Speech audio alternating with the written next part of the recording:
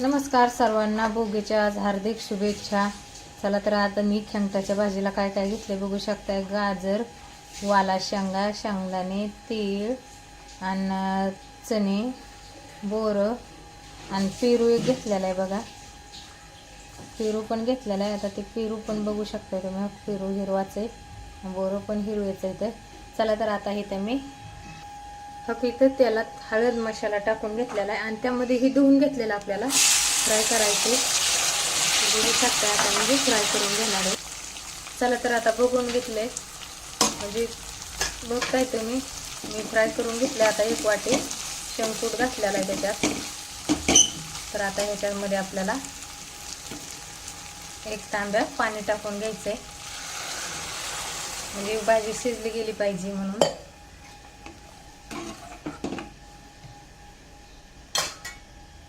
तर आता ह्याच्यावर झाकण ठेवायचं. बघू शकता ह्याच्यावर झाकण ठेवलं आणि इथं मी भाकरीला तयारी करत आहे तिळाच्या. तर इथं मी तवा गरम करायला ठेवला होता. तवा गरम झालेला आहे आता बघू शकताय. ठीक आहे, चला तर आता भाकरीला सुरुवात करत आहे. तर मला गव्हात ज्वारीचं कणीस भेटलं नाही, तर गव्हाचे आंबे आता ते पण ह्याच्यात टाकून घेतले दोन. आता घेऊन आले बारका. चला तर आता झाकण ठेवून शिजवून देते. चला तर इथं मी बाजरीच्या भाकरीला सुरुवात केलेली आहे. तर आपल्याला ही बाजरीची भाकरी थापून घेऊन त्याला तीळ कसे लावायचे ते दाखवते तुम्ही. तर कशी तीळ लावायचे आधी बाजरीच्या भाकरीला बघू शकता. असे तीळ लावून घेतले का तर असं करून घ्यायचं.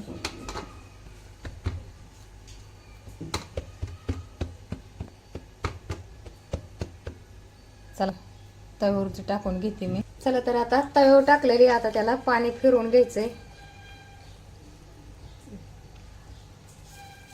थोडस त्याला ओलसरपणा राहून द्यायचा आहे भाकरीला आपल्याला. चला आता पाणी फिरून घेतलेलं आहे मी. आता इथं तीळ घेतलेले तर बघू शकता. आता हे तीळ हे असे टाकून घ्यायचे. तर याला काय वरण हातबीत काय लावायचा नाही, बघू शकता. चला आता याला पलटी करून घ्यायची. तर पूर्णपणे भाकरी सुकलेली बघू शकताय. तर भाकरी सुकल्याच्या नंतरच आपल्याला पलटी मारून घ्यायची. तर वाव बघा किती मस्त तीळ चिपकले गेले.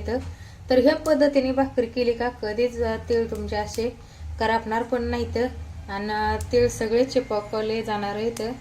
तर मी अशा पद्धतीने भाकरी केलेली. तर तुम्ही पण करू शकता. आधी तवा एकदम गरम करून घ्यायचा फुल शेगडीवरती. तर इकडे भाजीची पण तयारी झालेली बघू शकताय. तर आता हे अजून एक भाकरी करायची आपल्याला तिळाची, म्हणजे आजच्या दिवस तिळाचीच भाकरीचा मान आहे. उद्याच्याला आपल्याला उपवास सोडायला पण चतकुर भाकरी लागतेच ही शास्त्रज्ञान येतोय. तर आम्ही उद्याच्याला पण एक भाकरी स्टार करून ठेवणार आहे मी. जे आपल्याला उद्या उपवास सोडावा लागतो पोळी व त्याच्या आधी चतकुर किंवा 2 घास का होईना ह्या भाकरीचे खावा लागते, ते मान आहे. तर ही भाकर कधी पण तुम्ही उपवास सोडताना आधी भाकर खाऊ शकताय. चला तर आता ही भाजी केलेली. भाजी आम्हाला तेलकट लागत नाही, तुम्हाला जशी तेलकट पाहिजे तरी वास तशी तुम्ही बनवू शकताय. तर इथं मी कोथिंबीर घालून घेत आहे. 2 घेतलेली कोथिंबीर आहे. तर इथं भाजी टाकून घेत आहे आता. तर तुम्ही जास्त पण तेल वापरू शकताय का, तर डब्याला ते भाजी द्यायची म्हणल्यावर तेलाची भाजी जमत नाही. चला परत एकदा मी झाकून ठेवत आहे. तोपर्यंत इकडं भाकरी भाजली बघा. ह्या साईडने पण तेल करपले जात नाही. तर आता तुम्हाला पलटी करून पण दाखवत आहे. बघू शकताय तुम्ही किती भारी भाकर भाजलेली आणि तेल पण एकदम मस्त लागले गेले. तर आता ही भाकर फुगत चाललेली बघा. ही पण भाकरी त्याच पद्धतीने केलेली आहे मी. चला तर आपल्याला तेल टाकून घ्यायचे. चौकून भाकर एकदम सरळ करून घ्यायची.